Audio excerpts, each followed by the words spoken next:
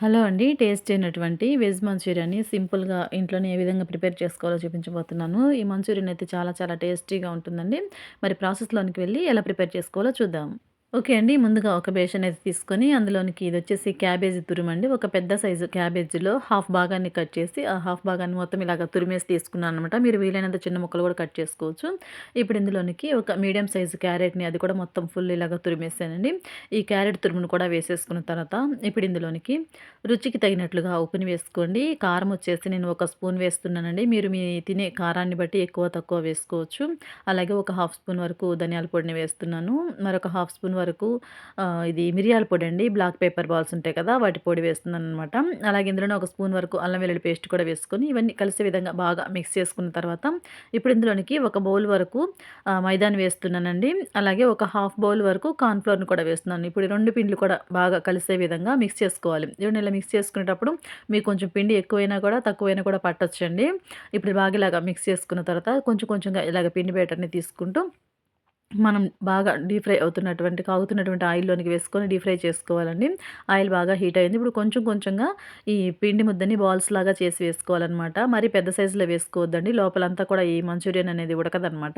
ఇలాగ కొంచెం కొంచెం చిన్న చిన్న బాల్స్‌లాగా ఆయిల్‌లో పట్టినన్ని ప్యాన్‌లోనికి వేసుకున్న తర్వాత ఇప్పుడు స్టవ్ మంటని హై ఫ్లేమ్ నుంచి మీడియం ఫ్లేమ్ మీదకి పెట్టుకొని చక్కగా ఇవన్నీ కూడా బాగా కాలేంత వరకు వేయించుకున్న తర్వాత హై ఫ్లేమ్ మీద పెట్టుకొని కొంచెం కలర్ చేంజ్ అయిన తర్వాత ఇప్పుడు వీటిని ఆయిల్‌లోంచి తీసి ఒక ప్లేట్‌లోనికైతే వేసేసుకుందామండి. ఇప్పుడు ఇదే విధంగా మళ్ళీ కొంచెం కొంచెంగా ఈ పిండి ముద్దను తీసుకుంటూ బాల్స్‌లాగా ప్రిపేర్ చేసుకొని, మనం ఒకదాని తర్వాత ఒకటి డీప్ ఫ్రై చేసి తీసుకోవాలండి. ఓకే అండి. చూసారు కదా! ఈ విధంగా అన్ని మంచూరియన్ బాల్స్‌నైతే ప్రిపేర్ చేసుకున్నాం కదా!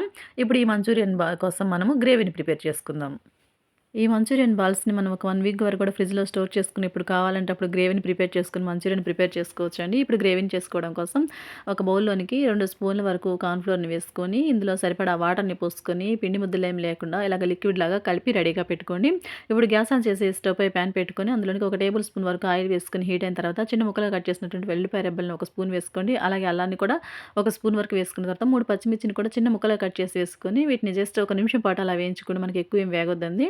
అలాగే ఇప్పుడు ఇందులోనే ఒక మీడియం సైజ్ ఉల్లిపాయను కూడా చిన్న ముక్కలుగా కట్ చేసి వేసుకొని ఒక నిమిషం పాటు వేయించుకున్న తర్వాత ఇప్పుడు ఇందులోనికి ఒక టేబుల్ స్పూన్ వరకు టమాటో సాస్‌ని వేసుకోండి. అలాగే ఒక టేబుల్ స్పూన్ వరకు గ్రీన్ చిల్లీ సాస్‌ని కూడా వేసుకోండి. మీ దగ్గర ఉంటే సోయా సాస్‌ని కూడా వేసుకోండి. టేస్ట్ బావుంటుంది. ఇప్పుడు ఇందులోనికి ఒక స్పూన్ వరకు వెనిగర్‌ని వేసుకోండి. ఈ వెనిగర్ ప్లేస్‌లో నిమ్మకాయని కూడా వేసుకోవచ్చు.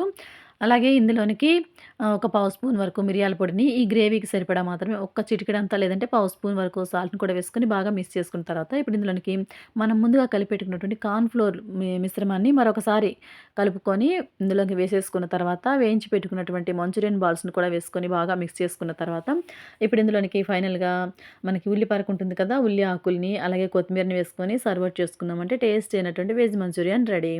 ఓకే అండి. చూసారు కదా! ఇప్పుడు ప్లేట్‌లోకి సర్వ్ ఔట్ చేసుకొని వేడి వేడిగా తినేయడమే. ఓకే అండి. చూసారు కదా! వెజ్ మంచూరియన్‌ని ఎంత ఈజీగా ప్రిపేర్ చేసుకున్నామో. ఈ మంచూరియన్ రెసిపీ మీకు కనుక నచ్చిందనుకుంటే తప్పకుండా వీడియోకి ఒక లైక్ చేసి ఇటువంటి మరిన్ని వీడియోస్ కోసం మన ఛానెల్‌ని సబ్స్క్రైబ్ చేసుకొని బెల్ సింబల్‌ని క్లిక్ చేయండి. Thanks for watching our video.